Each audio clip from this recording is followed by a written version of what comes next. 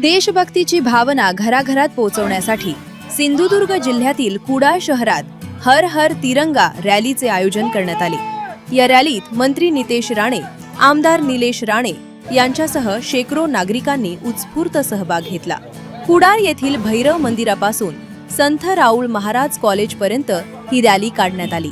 राष्ट्रप्रेमी नागरिक मंच कुडाळ यांच्या वतीने आयोजित करण्यात आलेल्या या रॅलीत नागरिकांनी हातात तिरंगा घेत देशभक्तीचा जयघोष केला।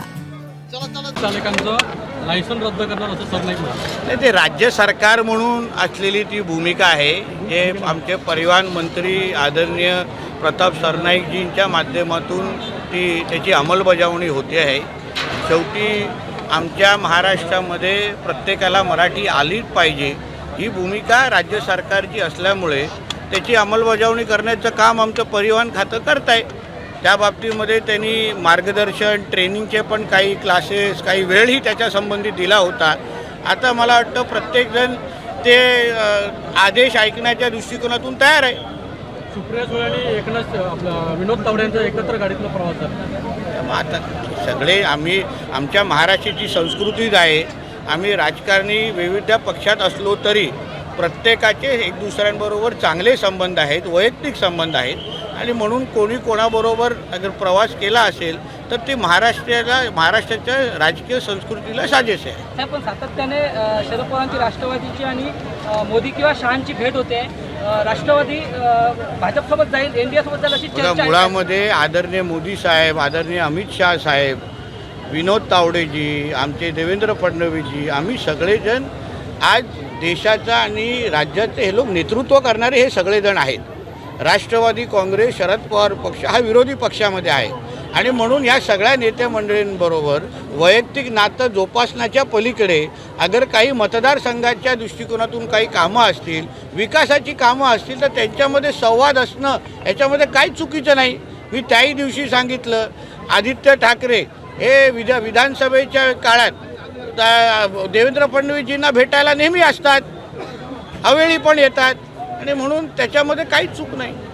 मांसाहार करणाऱ्यांना ताडदेवमधल्या गृहसंकुलात घर मिळणार नाही अशी जाहिरात सोशल मीडियावरती एका बिल्डरने प्रसिद्ध केली। त्यानंतर मराठी माणसांकडून संताप व्यक्त केला जातो। त्याबद्दल माहिती नाही, पण त्या माहिती घेतल्यानंतर बोलू शकतो। सर, आज पावसाळी अधिवेशन 2 दिवस उरलेले आहेत आणि त्यानिमित्तानं केंद्रीय गृहमंत्री अमित शाह जे आहेत ते आज विद्यार्थी आंदोलनावरती भाष्य करणार आहेत। मात्र अमित शहानी भाषण करण्यापेक्षा राजीनामा द्यावा असं राहुल गांधी म्हणतात। बघा, पहिलं राहुल गांधीजी बोलत होते की अमित शाह साहेबांनी त्याबद्दल भूमिका मांडावी, विद्यार्थी आंदोलनाबद्दल बोलावं।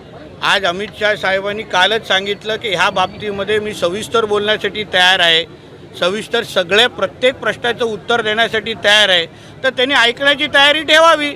म्हणजे ह्याचा अर्थ एवढंच होतं की मुळामध्ये राहुल गांधीजी आणि त्यांच्या सहकार्यांना ऐकायचंच नाही आहे, पळपुटे म्हणायचं आहे, पळ काढायचं आहे तिथून। आता एवढी हिंमत अगर तुम्ही अमित शाह साहेबांना आव्हान देण्याची अगर करत असाल तर ऐकण्याची पण हिंमत ठेवा, आणि मग त्याच्यानंतर जे तुमची चिरफाड तिथे होईल, जे काय अमित शाह साहेबांच्या माध्यमातून वस्त्रहरण होईल त्याच्या सामोरं जा। आमचं पक्षाचं बहुमत असताना निवडणूक आयोगानं अमित शहांच्या दबावाखाली हा पक्ष एकनाथ शिंदेना 5,000 कोटींना विकला असा दावा संजय राऊत करतात। बघा, मुळामध्ये राज्याच्या जनतेने विधानसभेच्या निवडणुकीमध्ये आदरणीय एकनाथ शिंदे साहेबांच्या नेतृत्वात असलेल्या शिवसेनेची, खऱ्या शिवसेनेला मतदान करून शिवसेना कोणाची आणि हिंदुहृदय सम्राट बाळासाहेब ठाकरेंचे विचाराचा खरा वारसदार कोण हे सिद्ध करून दिलेलं आहे, लोकांच्या कोर्टामध्ये सिद्ध झालेलं आहे। आता तेच उद्या कोर्टामध्ये म्हणजे सुप्रीम कोर्टामध्ये सिद्ध होईल अशी अपेक्षा आहे। पण मुळामध्ये जनतेने लोक न्यायालयामध्ये शिवसेना कोणाची हा निकाल देऊन टाकलेला आहे, म्हणून संजय राजाराम राऊत काही बोलत असतील त्याला काही अर्थ नाही। ते असंही म्हणतात की अमित शहांना देशाचे उपपंतप्रधान व्हायचं आहे, मात्र मोदींचा त्याला नकार आहे।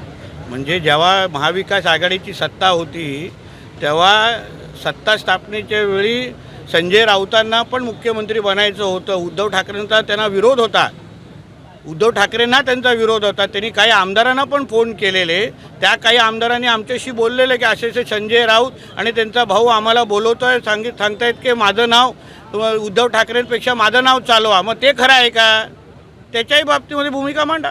खासदारकीची घोषणा करायला उशीर झाला म्हणून संजय राऊत यांनी रश्मी ठाकरेंना शिवीगाळ केली होती आणि आपल्याच मुख्यमंत्र्यांसाठी एक बैठक सुद्धा जीवमध्ये घेतली होती असं वक्तव्य नरेश म्हस्के यांनी केलं. नाही, पण ते सत्यच आहे ना. कारण का संजय राजाराम राऊतजींचं उद्धव ठाकरे आणि त्यांच्या कुटुंबाबद्दल काय मत आहे वैयक्तिक ह्याच्या पातळीवर हे म्हस्केजींना पण माहिती आहे, आमच्या राणेसाहेबांना पण माहिती आहे, आम्हाला सगळ्यांनाच माहिती आहे. आता जे काय ते नुसतं उद्धव ठाकरेंच्या निष्ठावान सैनिकांचे जे आव आणतायत ना, कधी वैयक्तिक त्यांचे कधी टेप उघडले, राऊत फाईल्स उघडलेत तर कळतील हे किती काय त्यांना कुठल्या पातळीचे शिवाय देतात. चला, कुलमी दाखल्यावरून 29ला जरांगे पाटलांनी घोषणा केली आहे आंदोलनाची. अहो असं आहे ना, परत तुम्हाला सांगतो की मुद्दा त्यांचा कुणबी दाखले संदर्भात जो ते मांडतायत ते अत्यंत योग्य आहे. त्या बाबतीमध्ये राज्य सरकार त्यांचे प्रत्येक प्रश्न सोडवण्यासाठी तयार आहेत. काही त्रुटी राहिल्या असतील जे त्यांच्यानुसार राहिल्या आहेत ते आम्ही दूर करण्यासाठी राज्य सरकार तयार आहे.